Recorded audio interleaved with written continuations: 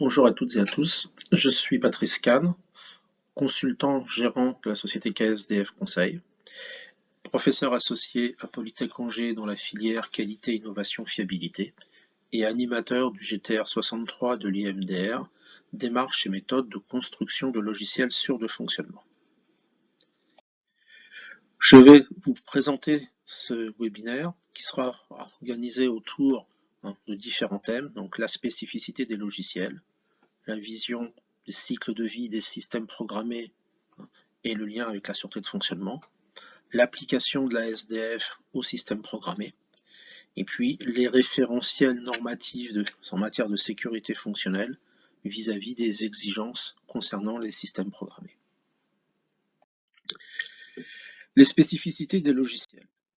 En fait, le logiciel, particularité importante, c'est que c'est quelque chose qui ne vieillit pas. C'est de fait, le logiciel n'est pas sensible à des usures, à des détériorations physiques. Si il doit défaillir, s'il doit avoir présenté un dysfonctionnement, c'est qu'il a été conçu de manière erronée, mal codé, mal spécifié, mal défini, et que dans certaines situations d'utilisation, on se retrouve confronté à un mauvais comportement du logiciel.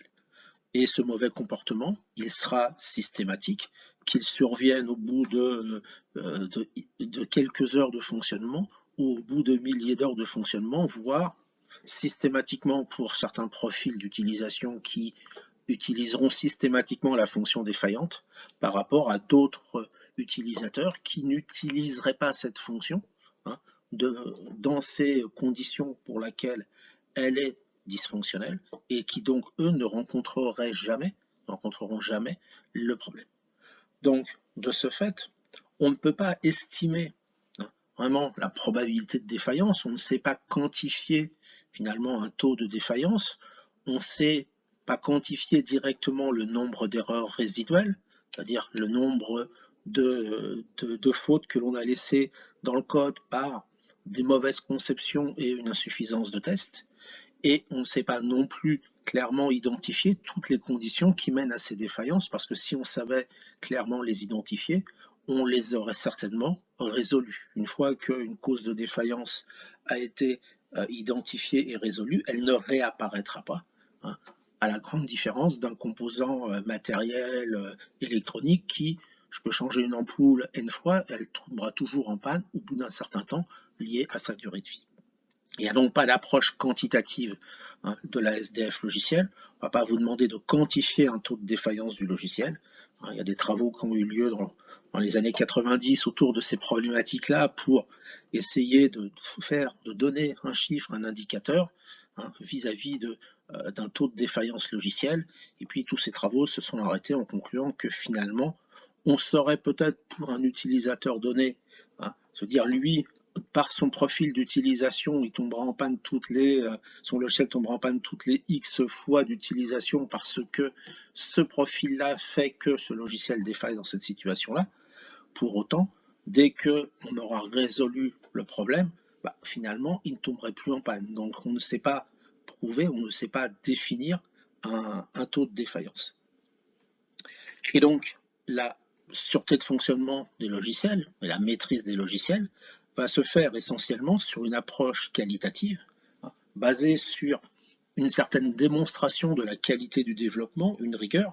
Plus je modélise, plus j'analyse, plus je prévois tous les cas possibles par de la programmation défensive, plus je fais des tests exhaustifs en améliorant la couverture de tests, en améliorant toutes les situations d'utilisation que je veux, auxquelles je peux penser, plus je vais réduire le nombre d'erreurs résiduelles puisque j'aurai fait en sorte que mon logiciel sache réagir à toutes les situations.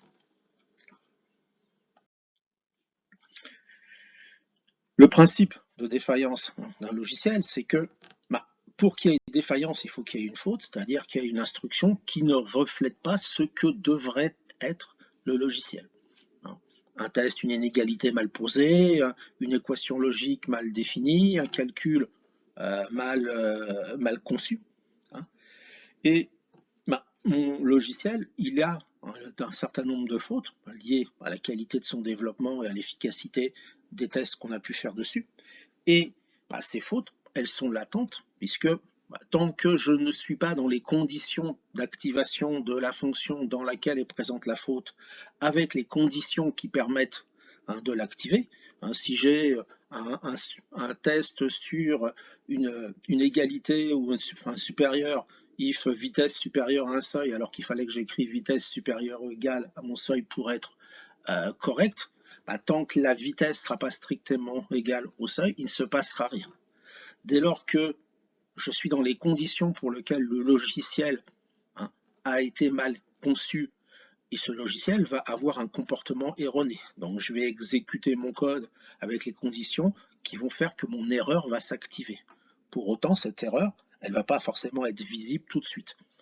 Ma régulation va peut-être mal se faire, mon freinage, il va pas forcément appliquer la bonne course, la bonne dynamique qui était prévue. Peut-être que l'utilisateur, il s'en rendra pas compte. Et puis, quand le comportement observé est différent du comportement attendu, spécifié, à ce moment-là, là, je peux dire il y a une défaillance.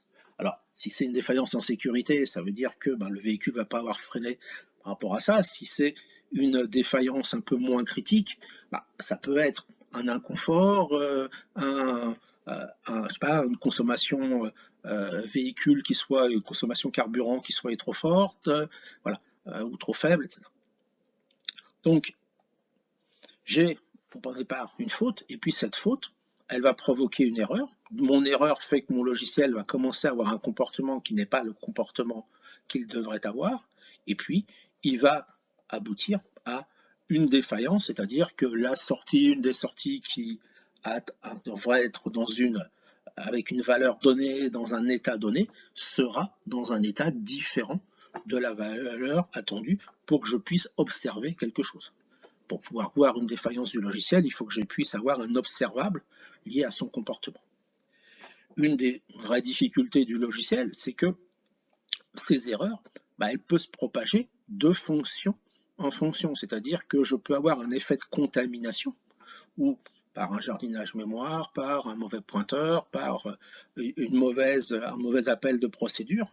Finalement, mon erreur, qui était liée dans l'élaboration, qui était présente dans l'élaboration de la sortie S1, se voit finalement en premier lieu sur la sortie S2 parce que par contamination, elle va avoir pour effet d'altérer une fonction qui est différente de la fonction dans laquelle la faute était commise des modules qui concernaient cette fonction-là.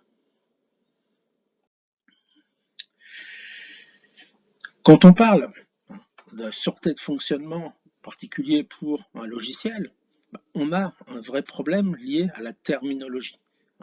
On parle beaucoup de sécurité, fiabilité, disponibilité, maintenabilité, sécurité. Et le sens sécurité, finalement, il a deux sens. Il peut être pris de deux façons différentes, ce terme sécurité. Sécurité innocuité, au sens safety. L'aptitude à éviter de faire apparaître dans des conditions données des événements critiques ou catastrophiques.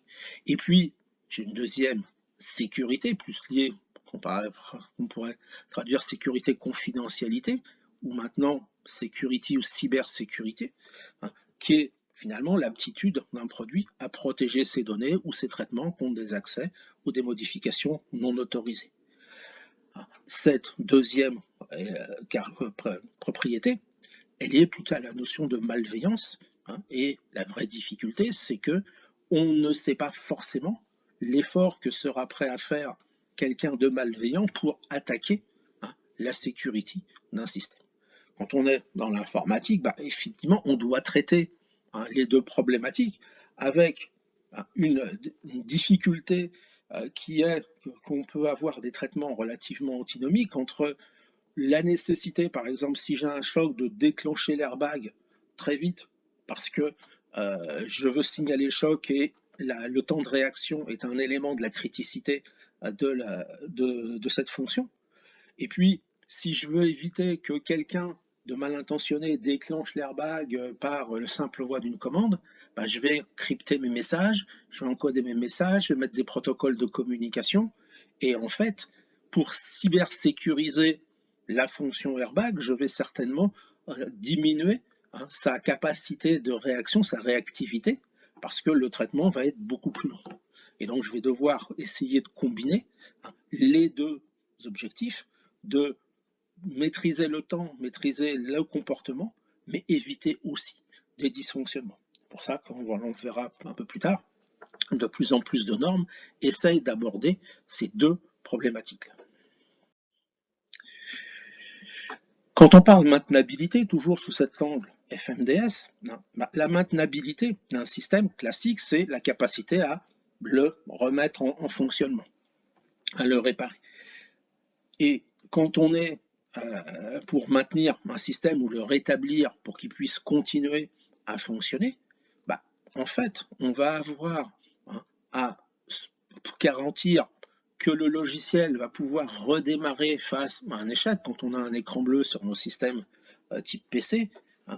En fait, ce qu'on attend, c'est pas que Microsoft corrige l'origine du problème, c'est qu'on n'ait pas perdu trop d'informations, que le logiciel puisse se redémarrer quand on va appuyer sur le bouton et qu'on va retrouver tout ce qu'on avait dans notre machine avant l'apparition du dysfonctionnement.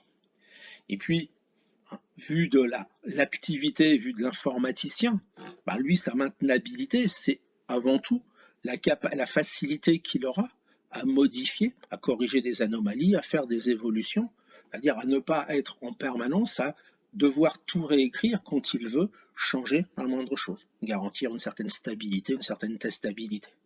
Donc ce terme maintenabilité vis-à-vis du logiciel, il est souvent ambigu parce qu'il traite des deux problématiques.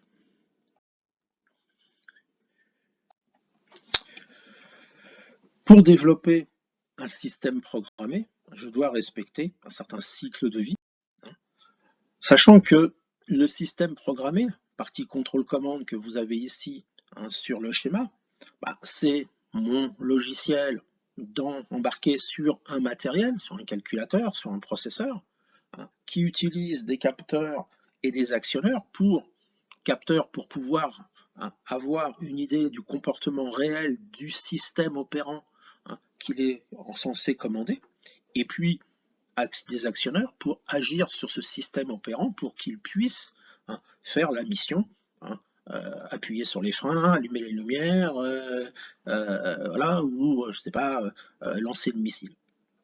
Donc,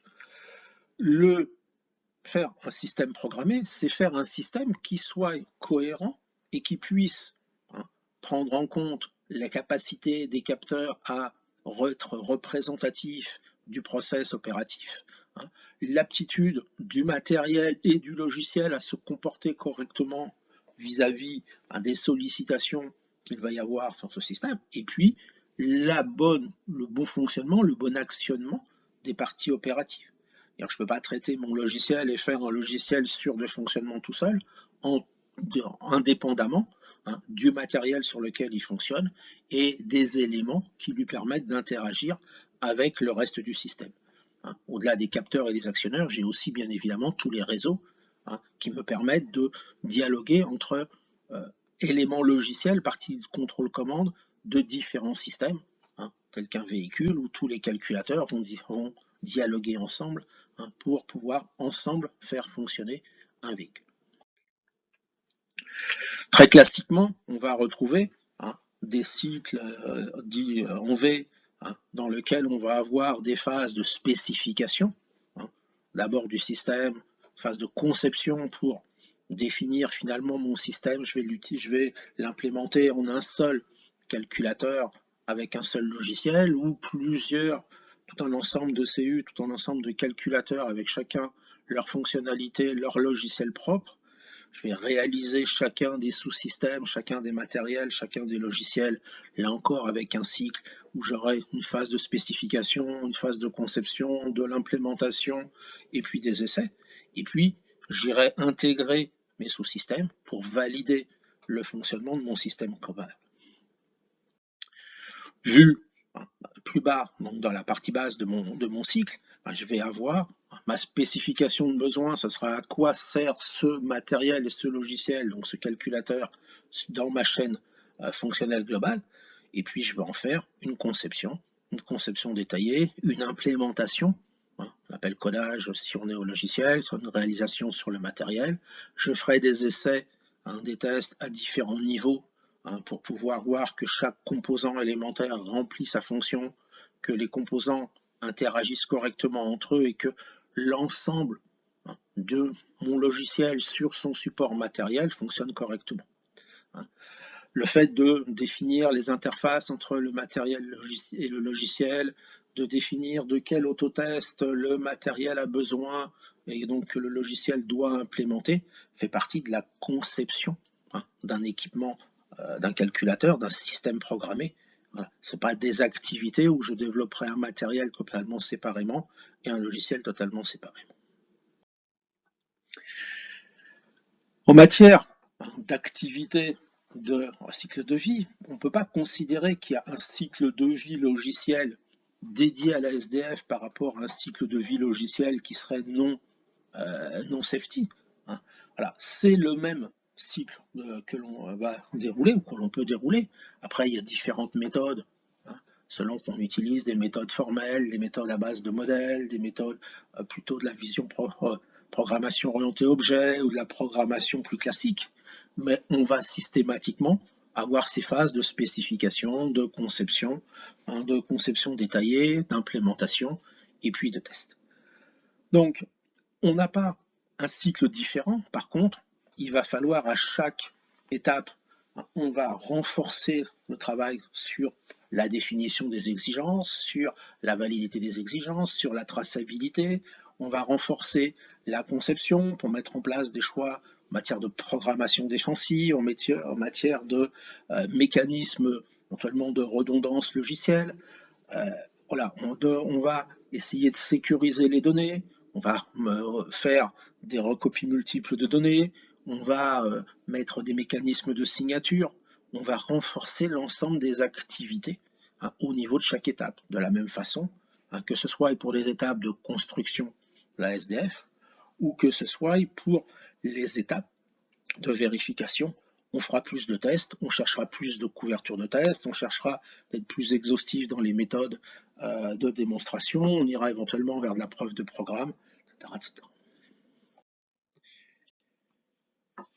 Donc, cette démarche de renforcement finalement, de mise en œuvre de la SDF au niveau des systèmes programmés, on va l'illustrer sur 4 points. Les techniques un peu d'analyse pour continuer à les analyses des défaillances sur les aspects logiciels, la notion d'architecture pour garantir, donner une capacité de tolérance aux fautes au niveau du logiciel, le renforcement des méthodes de conception et de codage, et puis les moyens de vérification. Là encore, l'augmentation de l'effort de vérification et des objectifs de test associés. Donc, les analyses SDF que l'on peut faire au niveau logiciel, on va pouvoir, le logiciel c'est avant tout un comportement fonctionnel à décrire. Derrière ce comportement fonctionnel, on peut mettre en place des techniques d'analyse de mode de défaillance, que ce soit des techniques déductives de type arbre de défaillance, identifier toutes les causes à l'intérieur d'un logiciel qui permettrait, qui serait en fait à l'initiation d'un événement redouté, ou de type inductif, prendre en compte finalement tous les modes de défaillance potentiels des composants logiciels pour essayer de voir quel est l'effet d'une défaillance d'un module, d'un morceau de code sur le logiciel, sur les sorties du logiciel et donc sur le système. On peut aussi utiliser des méthodes de type analyse comportementale. Ces méthodes, il va falloir les mener en parallèle avec les activités de spécification et de conception pour essayer finalement d'organiser.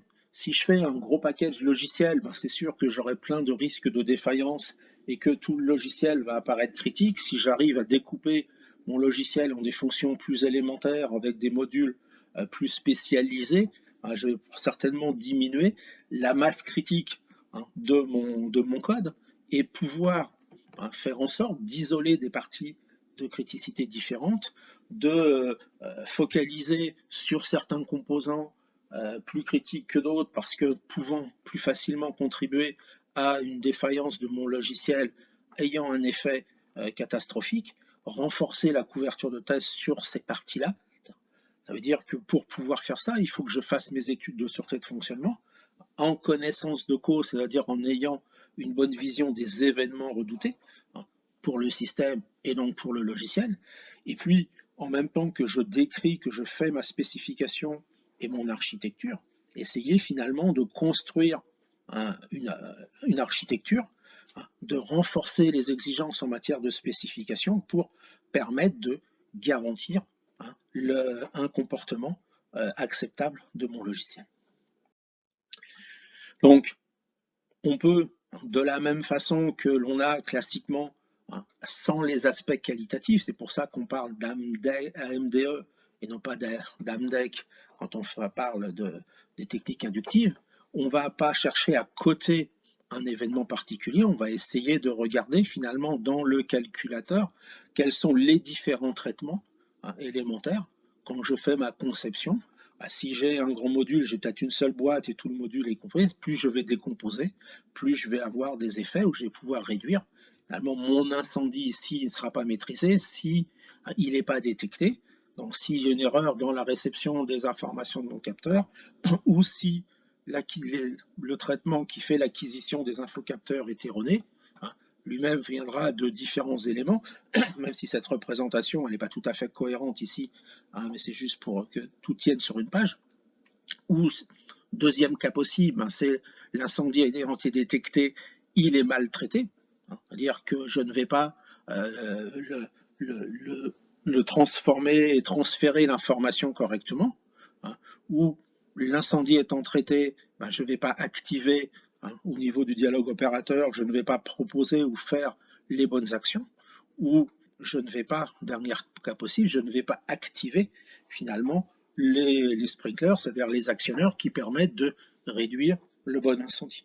Donc, on a finalement, de la même façon, un arbre qui peut permettre de savoir finalement quelles sont les parties du logiciel qui vont être finalement les morceaux de code, ça va être tout ce qui va être en bas de mon arbre, qui sont contributifs de l'événement redouté que j'ai ici en tête d'arbre, comme on a classiquement sur des arbres de faute vis-à-vis de composants matériels. Et de la même façon, je vais pouvoir regarder, alors c'est pas forcément très visible, là c'est fonction par fonction, donc surveillance incendie, sous-fonction par sous-fonction, acquisition des capteurs, traitement d'éléments, donc on va retrouver les mêmes types de fonctions qu'on avait sur l'arbre précédent, les différents modes de défaillance, perte de fonction, arrêt de la fonction, fourniture de données erronées, déclenchement intempestif, et puis regarder les effets locaux, analyser finalement un effet de gravité, et puis mettre en place des moyens de réduction de risque, redonder un capteur, faire un check sur la vérification d'un calcul pour arriver à maîtriser les défaillances que l'on a pu identifier pour éviter qu'elles se propagent et qu'elles deviennent des défaillances catastrophiques. Deuxième volet, jouer sur l'architecture pour garantir la sûreté de fonctionnement. Pour mettre en place une démarche de tolérance aux fautes, il faut que je mette en place des mécanismes de type de redondance qui vont me permettre, en cas d'occurrence d'une faute dans un des éléments redondants, de pouvoir détecter quel élément est en dysfonctionnement, pouvoir détecter qu'il y a un dysfonctionnement, diagnostiquer quel élément et réduire l'effet de cet élément qui serait dysfonctionnel. Pour réduire l'effet, imaginez j'ai 3 calculateurs, je vois qu'il y en a un qui me donne une réponse différente des 2 autres, je sais que c'est celui-là qui est donc dysfonctionnel. Soit, premier cas, je vais continuer à travailler avec les 2 éléments qui sont fonctionnels et reconfigurer celui qui était dysfonctionnel pour de nouveau en avoir 3 qui peuvent continuer à fonctionner. Deuxième situation, j'élimine celui qui était dysfonctionnel et puis je ne tiens plus compte de cet élément-là parce que j'ai plus confiance dans cet élément. Et donc, si je suis dans le deuxième cas, bah, je n'ai plus pour continuer à fonctionner que 2 éléments redondants au lieu des 3 que j'avais initialement. J'ai donc perdu ma capacité de tolérance aux fautes, puisqu'à au prochain dysfonctionnement, bah, je vais me retrouver avec 2 calculateurs qui me donnent 2 résultats différents. Je ne saurais pas forcément lequel a tort, lequel a raison. Donc rapidement, les types d'architecture qu'on rencontre en tolérance aux fautes. Donc, un système simple, ben voilà, et tant qu'il marche, hein, tout va bien. Dès qu'il est défaillant, ma mission n'est plus remplie. Un système avec une redondance active, hein, dit un système 2 à l'idéal, j'ai 2 composants indépendants A et B qui fonctionnent. Hein. Quand les 2 marchent, tout va bien. Si l'un ou l'autre est défaillant, hein, la mission est toujours remplie, donc tout va bien. Et si les 2 sont défaillants, à ce moment-là, j'ai perdu mon comportement. Donc ça peut marcher pour 2 mises en sécurité, par exemple 2 déclenchements d'airbag ou 2 arrêts d'urgence d'un système.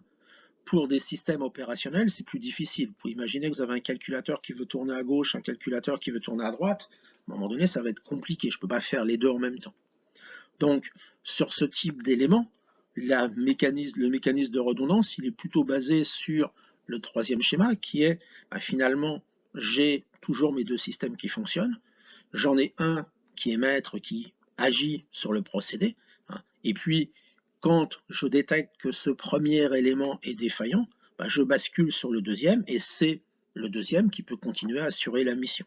Hein. Donc, j'ai le même mode le même schéma que juste au-dessus, pour le cas où la défaillance du système A est détectée. Si j'ai un échec dans la détection de la défaillance, je vais continuer à travailler avec les sorties du système A, hein, sans m'apercevoir qu'il est défaillant, et donc ma défaillance, hein, va être forte.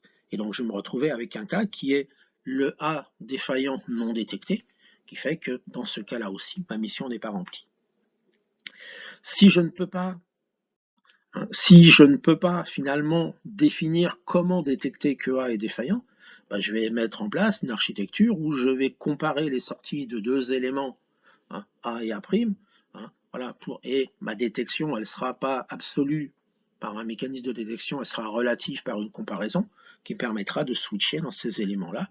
Pareil sur le couple B et B'. J'ai le même schéma que tout à l'heure, sauf que c'est le mode de défaillance le mécanisme de détection de défaillance qui va changer.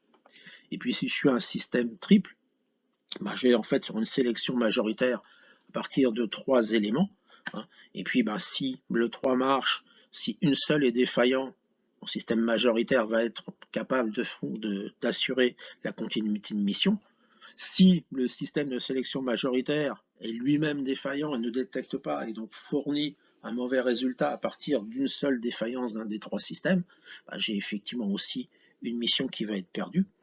Et dans certains cas, je peux être en capacité de continuer à fonctionner en détectant une deuxième défaillance. Imaginez que vous aviez ABC, A est défaillant, je travaille avec B et C, B continue à fournir des informations, C ne fait plus rien, cette défaillance-là, elle peut être détectée.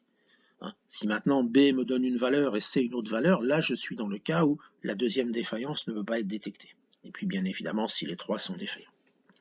Tous ces systèmes reposent sur un principe aussi simple, c'est que dès que j'ai de la redondance, je n'ai jamais 2 systèmes défaillants simultanément.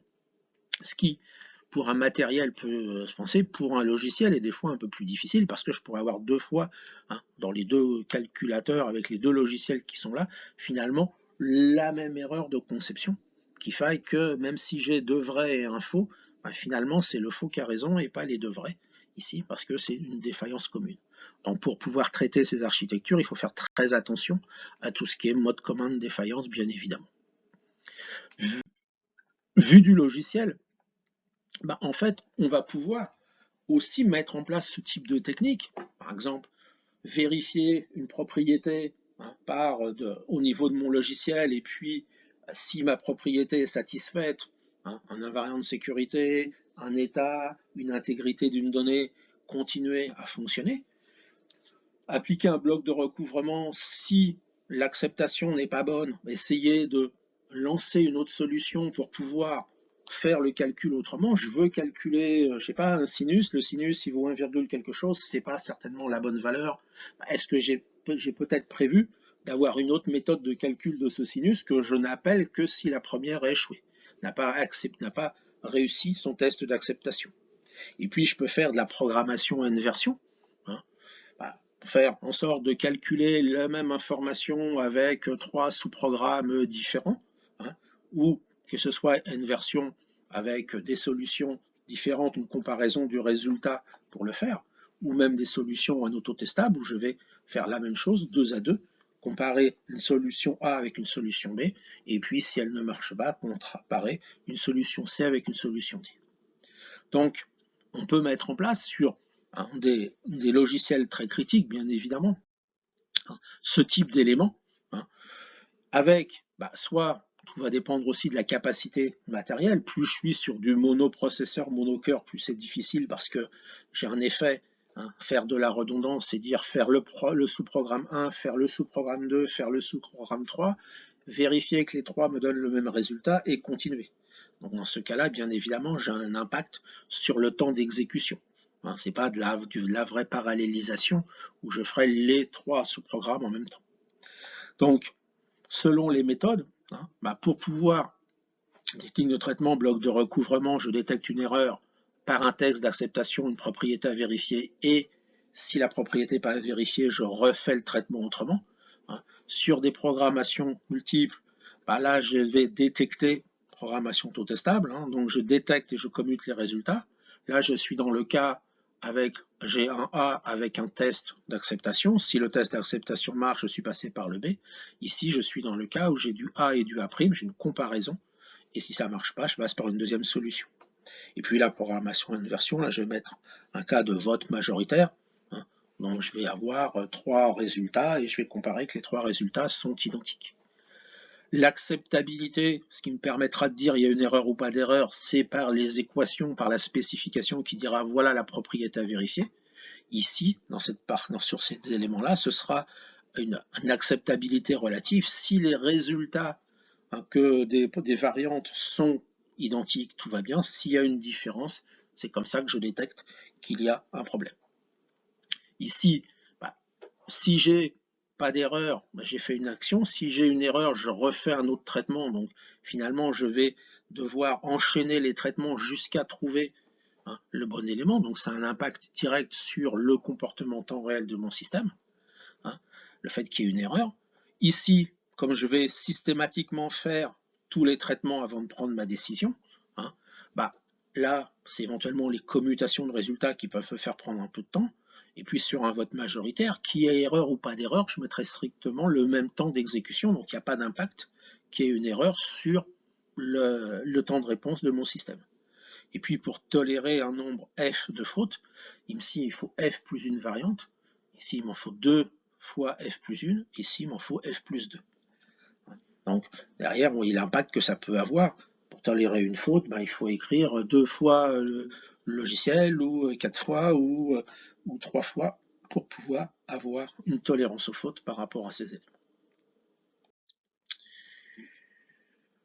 En matière de démarche, finalement, de développement, aux spécifications, même conception et codage, je vais me retrouver avec soit l'utilisation de méthodes orientées SDF, par exemple des méthodes formelles, la méthode B, où là je vais complètement changer la manière d'appréhender le code, et puis je vais essayer de spécifier mon besoin par des propriétés mathématiques et utiliser des solvers, des générateurs de code pour faire un code exempt a priori d'erreur. Encore faut-il que je sois en capacité de modéliser le comportement sous une forme mathématique et que j'ai les outils eux-mêmes certifiés pour garantir ce process-là. Donc ça peut marcher sur certains types de traitements. Et puis, sinon, si je n'ai pas ce type d'éléments, il va falloir que j'essaye d'identifier tous les mécanismes de tolérance aux fautes, tous les mécanismes qui peuvent me permettre finalement de déduire que j'ai des dysfonctionnements, des erreurs dans mon comportement. Je fais un calcul, est-ce que le calcul a la bonne propriété? Il doit avoir une propriété, est-ce que j'ai bien implémenté l'élément? je lis un capteur de température, il est censé être, ce capteur, il est étalonné entre 0 et 100 degrés. Si je lis moins 10 degrés ou 110 degrés, c'est certainement une erreur. Est-ce que je me suis protégé contre ça? Si à 2, pas de mesure à 100 millisecondes, je lis 5 degrés et le fois d'après 95 degrés, les deux sont dans la plage 0-100, donc les deux sont possibles. Est-ce qu'il est possible que dans mon système, j'ai pu constater un delta de température de 90 degrés en 100 millisecondes? C'est peut-être difficile, dans une voiture certainement, et donc ça traduit certainement un dysfonctionnement du capteur ou du système de l'étage d'acquisition logicielle de ce capteur, sa transformation numérique, et donc je peux peut-être mettre un check quant à la validité de l'information que j'ai reçue ou que j'ai calculée pour éviter la propagation de défaillance. J'ai calculé une fonction, cette fonction me donne un résultat qui est visiblement aberrant par rapport aux conditions internes de mon logiciel. Autant essayer de les bloquer directement avant d'aller jusqu'à la propagation et faire une défaillance au niveau de mon système. Donc, il va falloir que je définisse les mécanismes de tolérance aux fautes, les moyens, justement toutes les propriétés que je peux vérifier pour éviter la propagation, assurer la continuité de service si quelque chose est erroné et que j'ai un autre moyen pour continuer à fonctionner, et puis mettre en place tous ces mécanismes de sûreté de fonctionnement pour tolérer les défaillances, éventuellement corriger si je peux corriger certains éléments pour continuer à fonctionner, faire en sorte de réduire et de garantir à la fois une safety parce que j'ai détecté un problème et que je peux intervenir sur le process, et puis aussi assurer un minimum de disponibilité parce qu'il ne suffit pas de dire « Ah là, il y a un petit problème dans le freinage, j'arrête la fonction freinage ». J'ai besoin de pouvoir continuer à freiner au moins jusqu'au moment où le véhicule est complètement arrêté. Je vais aussi, dans ma démarche, jouer sur les règles de spécification, comment bien spécifier les bonnes propriétés, sur les vérifications qu'on va faire dessus, sur la traçabilité, sur les propriétés. On a des règles, on parle beaucoup de règles type MISRA sur le code, mais on a aussi pas mal de règles sur comment concevoir un logiciel, quels sont les types de dysfonctionnement d'une conception, comment on peut les éliminer, comment finalement faire en sorte de maîtriser le process spécification, conception, codage pour éviter d'aboutir à des fautes dans le code au niveau de mon système. Je peux aussi, sur certains éléments, m'appuyer dès lors que j'ai des modélisations qui vont bien sur des générations automatiques de code pour finalement, si ma conception est bonne, elle est modélisable, elle est transformable, elle est interprétable par un outil, ça va m'éviter toutes les erreurs de codage que je pourrais faire par un codage manuel, par inadvertance ou mauvaise compréhension, mauvaise connaissance du comportement de mon système. Les mécanismes de tolérance aux fautes, finalement, c'est trouver, faire de la programmation défensive, tous ces éléments-là, c'est trouver les équations, les indices, les comparaisons, les contrôles de cohérence qui peuvent finalement traduire qu'il y a une erreur ou probabilité d'erreur dans mon système. Après, une fois que j'ai détecté, il va falloir que je sache comment je vais faire remonter, signaler, quelle action je peux entreprendre. Et puis, je pourrais mettre des mouchards derrière chaque instruction pour refaire les éléments. Il faut aussi que ça soit compatible des ressources, parce que plus je vais écrire du code, plus il va me falloir de CPU pour le traiter, plus je vais avoir besoin de mémoire pour l'exécuter. Donc j'ai aussi problème de capacité à implémenter mon système. Alors on pourrait rajouter de la CPU, de la mémoire sur des systèmes grand public. Voilà, rajouter 3 € sur le coût du matériel en coût récurrent quand j'ai 1 million d'exemplaires, voilà, c'est un certain impact quand même. Donc, il va falloir que je puisse mettre en place des moyens pour détecter, mais si je ne sais pas quel comportement je peux faire derrière, qu'est-ce que je peux faire en cas de détection d'erreur, ça va être compliqué. Dans ces activités-là, je vais aussi essayer de sécuriser ma conception. Finalement, me dire, dans un logiciel, j'ai deux soucis. Élaborer la bonne information conserver l'information pour la réutiliser plus tard. Donc, élaborer la bonne information, c'est trouver les bons algorithmes. Stocker l'information pour la réutiliser plus tard, j'ai fait un calcul, l'information elle était bonne, elle est stockée en mémoire, je vais réutiliser cette information parce que pour la publier, pour enchaîner une autre action. Qu'est-ce qui se passe si l'information était altérée? Soit parce qu'on a écrasé la donnée, fait du jardinage mémoire, soit parce qu'il y a un problème matériel et qu'il y a une perturbation électromagnétique ou qu'il y a un collage mémoire. Et donc, là encore, je vais aussi devoir me préoccuper de me donner la capacité de détecter qu'une information a été altérée dans ce process-là. Soit en recopiant, je peux très bien dire cette information est importante, je la recopie à plusieurs endroits de la mémoire et j'irai les comparer avant de l'utiliser. Ou je vais, par exemple, si j'ai une information binaire, déclencher l'airbag et que c'est un tout ou rien, si je représente ça sous un bit, un 0 ou un 1, quand je vais élaborer l'information, je vais élaborer un 0 ou un 1. Quand je vais utiliser pour aller déclencher l'airbag, je vais transmettre un 0 ou un 1. Je ne veux pas savoir si cette information a été altérée puisqu'elle est toujours en 0, 1. Si je dis l'information vraie, c'est 069 en hexa, l'information fausse, c'est 096 en hexa, finalement, j'ai mis une signature sur cette valeur. Et toute altération, pour passer d'un vrai à un faux, il faut que j'ai 8 bits qui soient échangés dans mon système, il faut que j'ai un jardinage mémoire particulier. Alors que passer de 0 à 1, ça peut se faire sur n'importe quel problème et c'est pas détectable. Alors que là, si j'ai un bit qui était altéré, au lieu de lire 069 ou 096, je verrai un 068 ou un 097 et je dirais là, tiens, il y a un problème, ma donnée, elle n'est pas dans une des deux valeurs qui étaient permises, elle a été corrompue. À moi de définir la stratégie que je veux mettre derrière, continuer à fonctionner, arrêter, etc. Je peux aussi mettre en place des mécanismes de mouchard pour garantir finalement la logique de fonctionnement, voire adapter mon problème, mon comportement en temps réel. Si j'ai des ralentissements, je peux aussi finalement garantir du traitement de bout en bout d'une information dans un temps limité. Tout ça, c'est des mécanismes qu'il va falloir mettre en place. Ça va complexifier bien évidemment la solution, mais c'est aussi à ce prix-là qu'on peut atteindre un bon niveau de sûreté de fonctionnement. Pour ce qui est des moyens de vérification, en fait, la vérification, c'est conforter, si possible démontrer. On n'a pas forcément toujours du formel, des moyens qui permettent d'avoir une preuve mathématique de comportement. Donc c'est finalement à se donner, se dire compte tenu de tout ce que j'ai fait, toutes les actions que j'ai faites dans la relecture, de ma traçabilité, tous les tests, la couverture de tests que j'ai mis en place, ça me donne une bonne confiance dans le fait que j'ai atteint un niveau acceptable vis-à-vis de ce que fera mon logiciel, de la maîtrise de mon logiciel.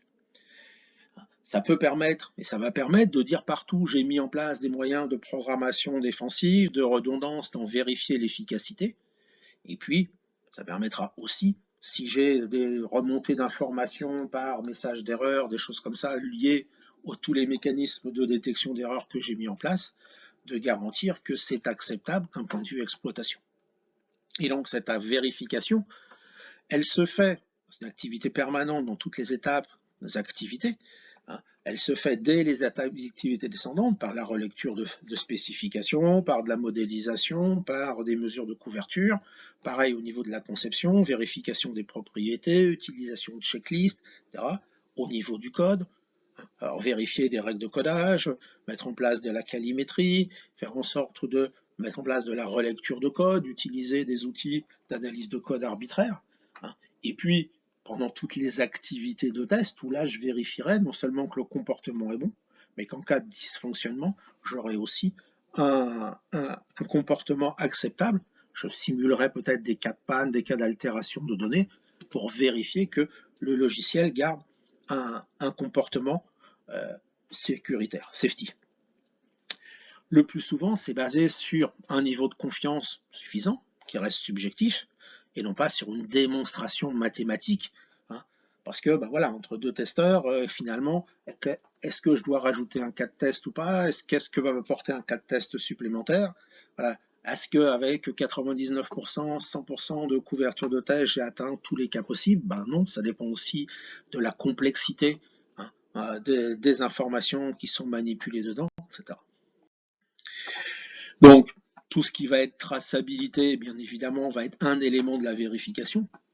Des exigences système vers les exigences logicielles, vers les cas de test, vers les résultats de test, les exigences logicielles vers la conception logicielle, les cas de test liés à la conception, les résultats des tests, la conception vers le code, les tests plus bas niveau. Voilà. J'ai tout un ensemble systématique de liens de traçabilité à gérer.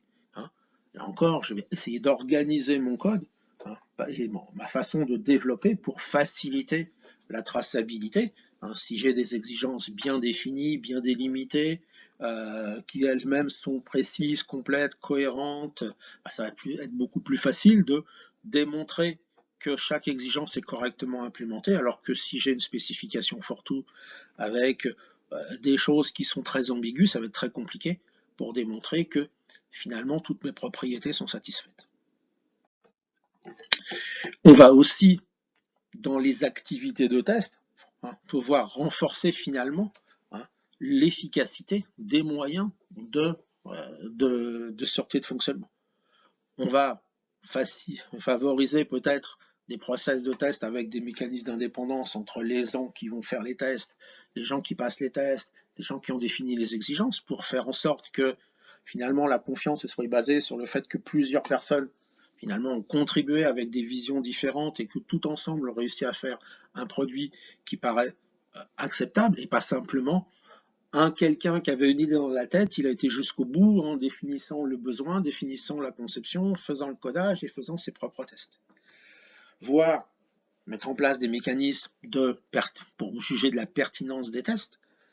Est-ce que si j'injecte une faute, si je simule un comportement erroné, est-ce que finalement le test aurait permis de détecter ce problème-là? Est-ce que finalement mes tests sont suffisamment couvrants?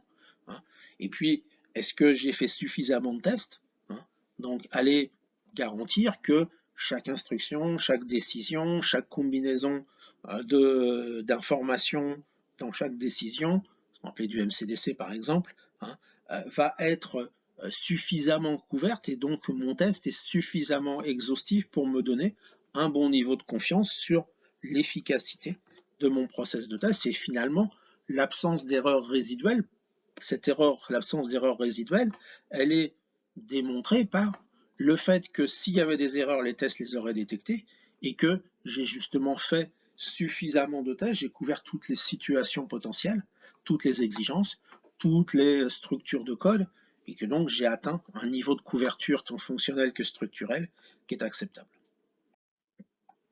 Et puis, tous les mécanismes que j'ai rajoutés, tous les tests, tous les éléments de programmation défensive que j'ai rajoutés, il va falloir aussi les vérifier, c'est-à-dire simuler un comportement qui conduirait à activer ces mécanismes test, simuler une entrée capteur qui est fausse, simuler un delta entre deux valeurs qui n'est pas bon, simuler un default dans un énuméré pour voir que mon switch case, il part bien, le traitement que j'ai mis en default est bien activé, et finalement activer tous les éléments de programmation défensive que j'ai mis en œuvre pour m'assurer qu'à chaque fois, le mécanisme se déclenche correctement et qu'il a le bon comportement, il fait bien ce qu'on attend de lui par rapport à ça. Et puis, je vais aussi renforcer les tests de robustesse, de vérification d'efficacité, de performance, d'endurance. Je vais aller plus loin dans finalement l'effort de test de mon logiciel. En matière de référentiel normatif, vis-à-vis de la sûreté de fonctionnement des systèmes programmés, on va retrouver, comme dans tous les systèmes électroniques programmables, finalement, un ensemble de documents partant pour la plupart de la 61508, qui est une norme générique, qui a pour but de fournir une approche générale de toutes les activités liées à un cycle de vie de sécurité des systèmes qui doivent exécuter des fonctions de sécurité, dès lors qu'ils sont dans les dispositifs électriques, électroniques programmables, dont la finalité majeure de cette norme, c'est une métanorme, donc de permettre l'élaboration de normes sectorielles, et puis par objectif induit, c'est que si je suis dans un domaine où il n'y a pas de déclinaison, directement de développer un système, dès lors que je n'ai pas de norme plus particulière à mettre en œuvre. Cette norme, elle est structurée en différentes parties. Donc une partie plutôt vision d'ensemble du principe, de la façon de définir le niveau de sûreté de fonctionnement attendu. On va appeler ici SIL, on aura d'autres terminologies dans d'autres normes, qui est dire est-ce que j'ai besoin d'un peu de moyens, d'un niveau de sûreté de fonctionnement fort ou d'un niveau de sûreté de fonctionnement très fort, d'exigences portant sur la réalisation du système électronique et puis du matériel, partie carte, la partie vraiment matériel électronique, d'exigences portant sur le logiciel, c'est ça qui va nous intéresser un peu plus, et puis d'autres éléments complémentaires. Donc, être conforme à une telle norme, c'est démontrer que finalement, on a rempli toutes les prescriptions qui vont s'appliquer à un niveau donné pour, avec finalement tout ce qui va être lié aux mesures contre des défaillances systématiques, ce qui sera le cas pour un logiciel. Pour les parties plutôt matérielles, électroniques, on aura aussi à satisfaire toutes les mesures que demande la norme pour se protéger de défaillances aléatoires, en termes d'architecture, en termes de taux de défaillance, probabilité de défaillance acceptable, et démontrer que ces prescriptions sont respectées pendant toute la vie du système, que ce soit lors de sa conception, mais lors de son exploitation, lors de la maintenance. Dans cette norme-là, ou dans ces normes-là de manière générique, on a un ensemble de prescriptions. Certaines sont normalisées, c'est-à-dire qu'elles ont une définition précise, une mesure de couverture, des choses comme ça. D'autres sont informatives. C'est des principes, des conseils qui sont donnés quant à la manière de maîtriser des dysfonctionnements. Et puis j'ai des prescriptions qui vont être génériques. Par exemple, faire un plan de développement, c'est vrai quel que soit le niveau de sécurité. Et puis j'aurai des dispositions qui, elles, vont dépendre du niveau de sécurité requis. Je ne ferai une preuve formelle que si je suis sur un niveau SIL 4, ça ne m'est pas du tout demandé sur des niveaux inférieurs. Les méthodes de démonstration ne sont jamais imposées. La norme fournit des exemples de méthodes, mais c'est au postulant de justifier qu'est-ce qu'il a compris et qu'est-ce qu'il a mis en œuvre pour répondre à ce qu'attendait la norme. Le cycle de vie safety, on est sur un cycle de vie complet système. Ce qui va nous importer derrière ce cycle de vie, c'est l'analyse des dangers pour comprendre finalement au niveau du système, de l'installation complète, où sont les dangers. Comment je vais spécifier mes objectifs de sécurité, nombre d'accidents acceptables, type d'accident, taux d'occurrence, etc. Et puis comment je vais finalement allouer dans mon architecture de mon système des exigences de sécurité à chacun des systèmes que je vais avoir à réaliser. Puisque j'aurai peut-être dans une installation, j'aurai différents systèmes, un contrôle d'entrée, un contrôle surveillance de, je sais pas, d'une fonderie, une partie surveillance du process chimique, une partie gestion des incendies, une partie gestion de climatisation. Voilà. Je vais avoir différents sous-systèmes et pour chaque sous-système, il va falloir que je lui donne ses exigences par rapport aux objectifs que l'on a sur les éléments. Je rajoute un mécanisme de sécurité, une fonction de sécurité de type arrêt d'urgence, c'est pour réduire un risque d'accident au niveau de mon système.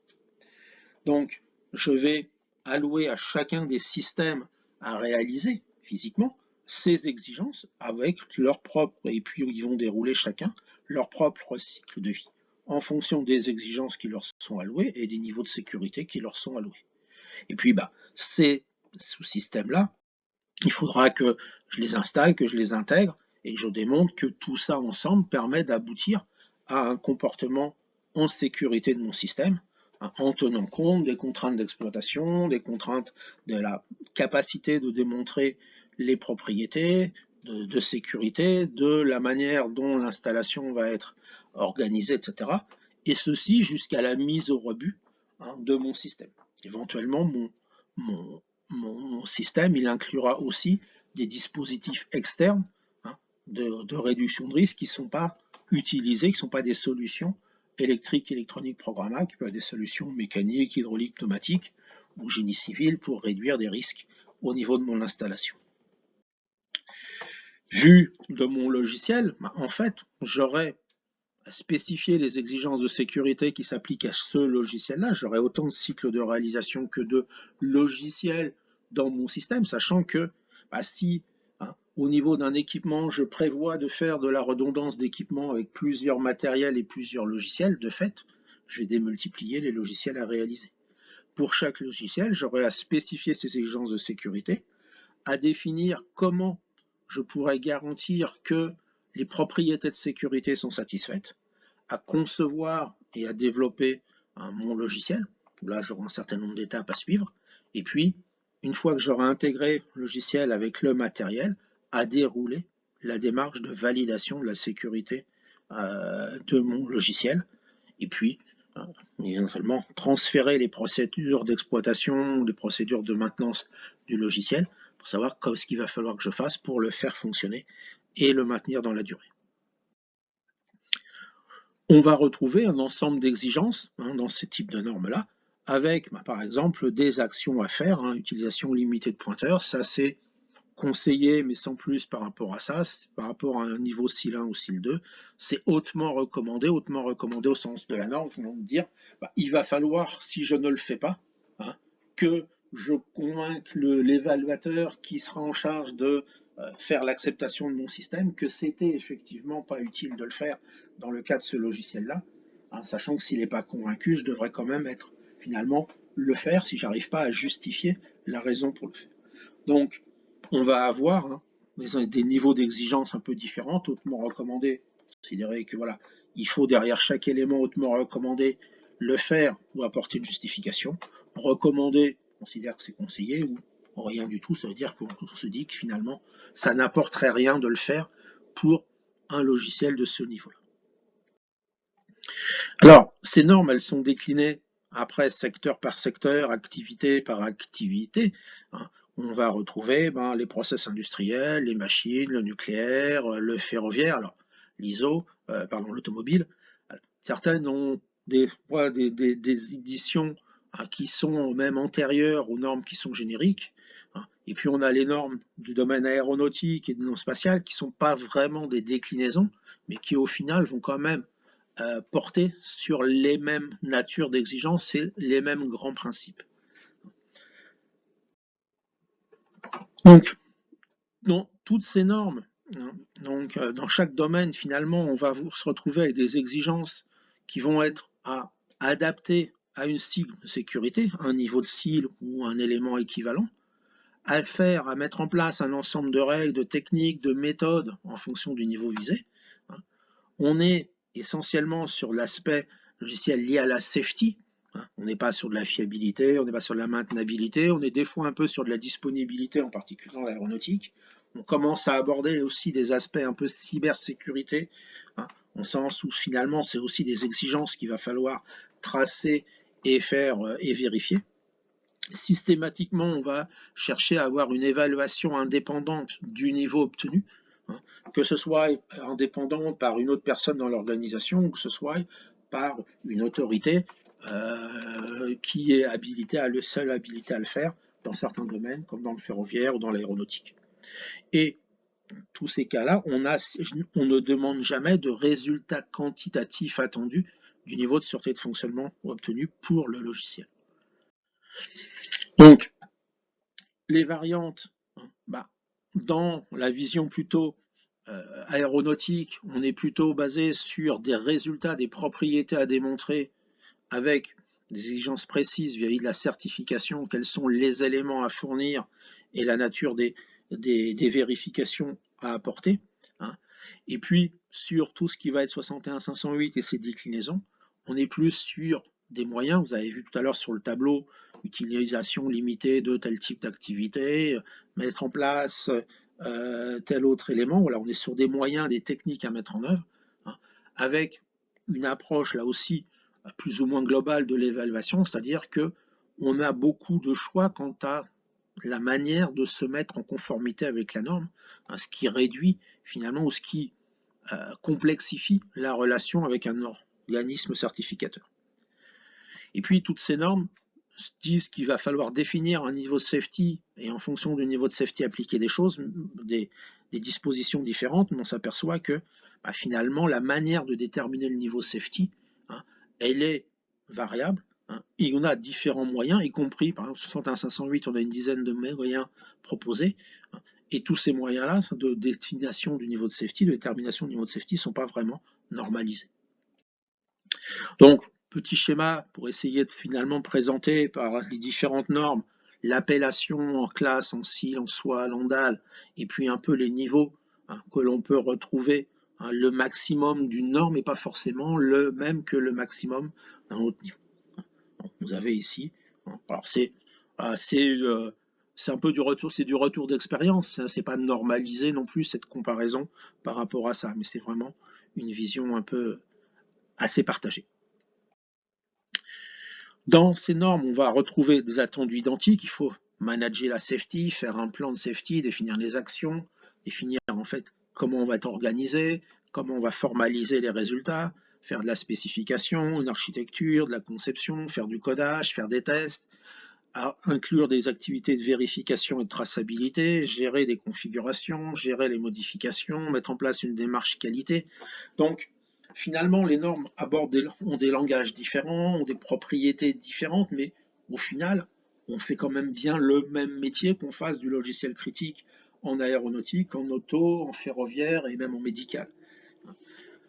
Donc, on a des méthodes et des techniques globalement équivalentes, il y a des méthodes identiques, similaires, on a une variabilité, dans certains cas on aura du mandatory, de l'obligatoire, là on aura simplement du hautement recommandé ou du plus dans d'autres normes, un plus étant juste une autre façon de dire hautement recommandé, voire dans certaines normes on aura même du non recommandé, voilà. Donc on a à chaque fois une variabilité de méthode en fonction du niveau de sécurité, et il faut respecter ce qui est écrit dans la norme, et le même produit qui pourrait être présent sur différents marchés et donc répondre aux exigences de différentes normes, il faudra qu'il fasse finalement, s'il veut être générique, qu'il fasse la somme de toutes les exigences de toutes les normes pour pouvoir démontrer la conformité. Je ne peux pas dire ah oui mais j'ai utilisé une norme ferroviaire pour développer un logiciel aéronautique, il y a une équivalence, ça devrait marcher. On peut essayer, mais en général, ça ne va pas vraiment aller loin. Donc, on a des similitudes ou des différences. Les organisations de certaines normes demandent plus d'indépendance que d'autres, de l'affectation des rôles, des gestions de compétences, des structures documentaires différentes. Selon les normes, on va avoir entre 10 et 46 documents. Voilà, après, certaines normes vont demander un document, un rapport de vérification, d'autres demanderont un rapport de vérification par phase. Je passe d'un document global cumulant tous les éléments à 7 documents, mais au final, j'ai le même travail à faire. Pareil sur la planification, j'ai différents plans à faire selon les différentes normes. Voilà, encore pour organiser, plus j'ai des plans à faire, plus on me demande finalement de mettre côte à côte des métiers différents. Dans tous les cas, j'ai des études safety. Donc, voilà, j'ai à faire des AMDE ou des analyses des effets des erreurs logicielles. Alors, c'est pas spécifique, c'est pas spécialement demandé dans certaines normes, c'est demandé explicitement dans d'autres, c'est implicite pour troisième élément. Il faudra se poser la question des modes communs de défaillance systématique dès lors qu'on aura des architectures. On aura à savoir finalement en quoi le logiciel est toujours contributeur ou prenant en charge finalement des moyens de réduction de risque vu du matériel, des autotests matériels, des moyens de surveillance du matériel, et puis il faudra justifier de finalement qu'est-ce que l'on maîtrise vis-à-vis des types de pannes logicielles que l'on peut rencontrer. On a des architectures basées sur des choix de langage, sur des fortes redondances dans certains domaines, on peut comprendre par rapport à la criticité, et puis sur des concepts plus longs. Donc, on sent que les contraintes économiques ont un fort rôle sur les différents domaines, sachant que dans certains cas, on va considérer que finalement le logiciel peut pallier les insuffisances du matériel, donc faire très safe, mais avec des moyens très différents. C'est sûr que je ne mettrai pas le même effort d'un point de vue dans mon système si je suis sur un logiciel auto ou un logiciel avion. On peut utiliser aussi d'autres techniques, développement à base de modèles, on va se poser la question de la qualification des outils, l'utilisation des composants sur étagère, avoir des logiciels spécifiques d'application, de configurabilité, mettre en place des démarches de test, voilà. Tout ça va finalement apparaître dans toutes les normes, hein, des problématiques qui vont être un peu transverses, mais qui finalement traduisent les activités à maîtriser et à justifier, hein, quand on veut développer un système programmé critique. Vu de la cyber, quand on parle cybersécurité, on est plutôt sur, quand on est en classique, on est plutôt sur de la disponibilité, intégrité, confidentialité, c'est les critères principaux. On a aussi de la traçabilité, de l'imputabilité, ça dépend après de la nature finalement des logiciels qui sont faits, hein, avec une vision plutôt à dire d'experts des enjeux par rapport à ça. Alors de plus en plus, on voit apparaître des normes qui vont demander finalement aussi qu'un système soit capable de résister à un certain niveau d'attaque. Et on va retrouver des exigences, par exemple, il y a dans l'IEC 62443 sur des security levels, donc de SL0 à SL4, ou pareil sur les normes qui vont accompagner les normes ISO 26262 sur l'automobile, les normes 21434 sur la cybersécurité, par exemple, des véhicules routiers, où on mettra un niveau de CAL, donc Cybersecurity Assurance Level, de 1 à 4, et vous pourriez avoir finalement un système, un logiciel qui ait un niveau de criticité vis-à-vis de la safety et un niveau de criticité vis-à-vis de la cybersécurité, les deux étant à maîtriser avec des process qui sont communs dans certains cas, qui sont un peu différents dans d'autres, et devoir avoir à faire la preuve que vous respectez aussi bien à toutes les exigences safety qu'à toutes les exigences cybersécurité. En conclusion de tout ça, on voit que finalement, c'est un vrai métier de produire du logiciel, hein, qui répond à des exigences de sûreté de fonctionnement importantes. Hein. C'est quelque chose d'assez complexe, il y a beaucoup d'éléments à maîtriser. Ça peut aussi justifier le fait d'avoir des acteurs complémentaires différents parce que finalement on ne peut pas être forcément être un spécialiste des démarches de test, des mécanismes, des techniques d'analyse dysfonctionnelle, de la conception hardware et logiciel de bas niveau, de la conception applicative. Hein. On a beaucoup de volets sur lesquels il va falloir agir, faire en sorte d'avoir un cycle de vie cohérent avec la démarche système, hein, puisque le logiciel n'est jamais qu'un contributeur d'un système, tout seul il n'a pas d'existence. Hein. Définir des architectures, hein, identifier des mécanismes les plus utiles en fonction du contexte dans lequel on est pour finalement ne pas avoir à réinventer à chaque besoin, à chaque nouveau projet, une nouvelle architecture, se reposer la question de quel mécanisme je veux mettre en place, donc capitaliser sur les bonnes pratiques, les bonnes solutions. Il y a des normes qui vous disent ne pas réutiliser des concepts éprouvés est interdit, hein, pour obtenir un logiciel à haut niveau de sûreté de fonctionnement. Et puis, il va falloir aussi renforcer toutes les règles, hein, en particulier tout ce qu'on a mal fait par le passé. On a vu des dysfonctionnements. Pourquoi on a eu ces dysfonctionnements sur les projets précédents? Qu'est-ce qu'on a mal fait? Où étaient les insuffisances de notre processus de test? Comment je vais le renforcer pour éviter, finalement, faire en sorte que plutôt que d'appliquer des règles ou des méthodes qu'on ne comprend pas, il faudrait appliquer des règles et des méthodes dont on comprend bien la pertinence parce que on a déjà du retour d'expérience, soit quant à leur validité, soit quant à leur effet en cas de non mise en œuvre par rapport à ça. Dans tous les cas, il va falloir formaliser tous les éléments, derrière expliquer les choix, expliquer les résultats, quelles sont les vérifications qu'on a fait.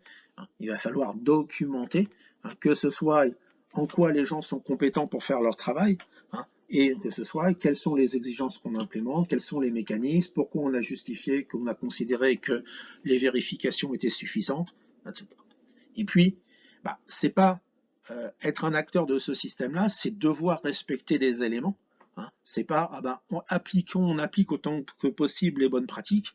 Hein. Et puis derrière, si quelqu'un est réfractaire, c'est pas très grave. Voilà. Non, il faut que dans une organisation, on garantisse que la rigueur est tenue, la rigueur de développement a été maîtrisée, indépendamment des velléités personnelles des acteurs qui sont derrière. Hein. Et en particulier, si je sous-traite une partie, bah, finalement, je ne vais pas dire ah ben, je vais demander au sous-traitant de faire et puis s'il ne fait pas, c'est son problème. Non, c'est aussi mon problème à moi, intégrateur de solution, d'être sûr que tout le monde a correctement œuvré par rapport à ça. Donc, avant d'avoir des sanctions de type prison parce que j'ai nettement mis en place un manquement, je dirais l'accident qui est survenu est lié à un manquement dans la maîtrise de mon process, autant essayer d'être le plus rigoureux possible et de ne pas laisser les acteurs derrière faire ce qu'ils veulent, mais bien s'assurer qu'on a tous convergé vers le même résultat. Quelques pistes complémentaires, si vous voulez, plus loin. Donc voilà, les apports sur des nouvelles méthodes, autour de nouvelles façons d'aborder. Il y a beaucoup de travaux sur les modèles bases, comme BSE ou MBSA. Tout ce qui est permis en termes d'architecture calculateur pour justement faciliter aussi les architectures, les isolations, le partitionnement, permettre de faire cohabiter des parties critiques et des parties moins critiques. Des mécanismes ou des outils pour faire de la preuve formelle ou renforcer les moyens de détection de bugs. Finalement, on cherche à minimiser ça et les outils peuvent être aussi un apport fort. Et puis quelques références en arrière. Donc le guide qui a été réactualisé, le guide du GTR qui a été réactualisé en 2007. Voilà, et puis différents éléments. Je ne vais pas aller plus loin. Je vous remercie de votre attention et je suis à votre disposition pour toute question.